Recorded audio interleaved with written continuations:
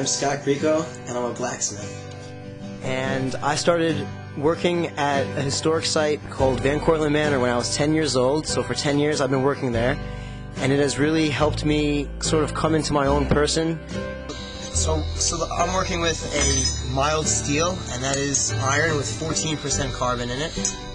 And I need to heat my metal up anywhere from about 2,000 to 3,000 degrees. And I'm using a coal fire, and you can tell it's that hot because it turns from black to red to yellow to orange and then white eventually. So I'm going to take my piece out of the fire, put it onto the anvil,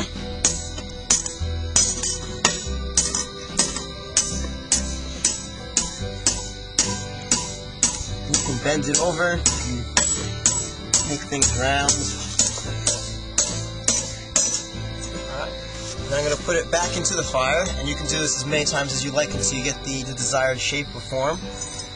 And a good blacksmith back then would be able to make a 2-inch nail in about 30 seconds. And I can only make one in about 2 minutes, but I don't blacksmith every day. So I'm going to take it out again. A big problem when I was in first grade, I cracked my head open on the blacktop, and they diagnosed me with a stammer, meaning that my brain processes words too fast for my mouth. So a lot of times it's kind of like a stuttering.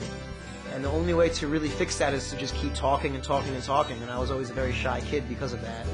And this job here, I'm pretty much supposed to keep talking to people and make sure that they stay and make sure that they're pleased. So this sort of has pretty much forced me to overcome this very big speech impediment in my life. And it's giving me confidence as well as a better speaking voice.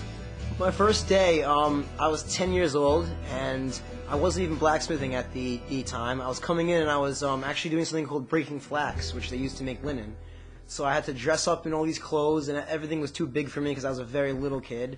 And I was set with someone else, with this guy, and he showed me how to do it, and he showed me how to speak to the people, and then I sort of followed by example from him, and then by the end of the day he told me that for a group that I should talk to them, and then I was very nervous, but I talked to them and it felt good.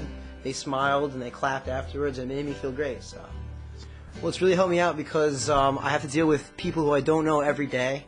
I see probably about 50 or 60 people every day who I've never seen or even know before, and I only have about probably 5 minutes to pretty much sell what I'm doing.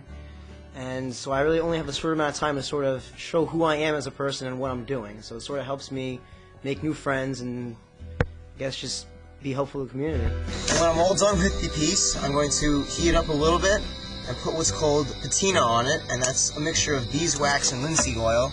And what that does is that covers the piece from rust for about a year, and it makes it look kind of shiny. And this would be the finished product. It's really not much of a problem anymore. I still do it occasionally. I probably will always do it a little bit in my life, but when I was young, it was very bad, and I couldn't even really say sentences. And now it's very good, and I really don't even notice when I'm doing it. And a lot of people who I talk to, who I've known for years, have told me that they've never noticed that I've even had it. So it's been a very good and beneficial thing to my life.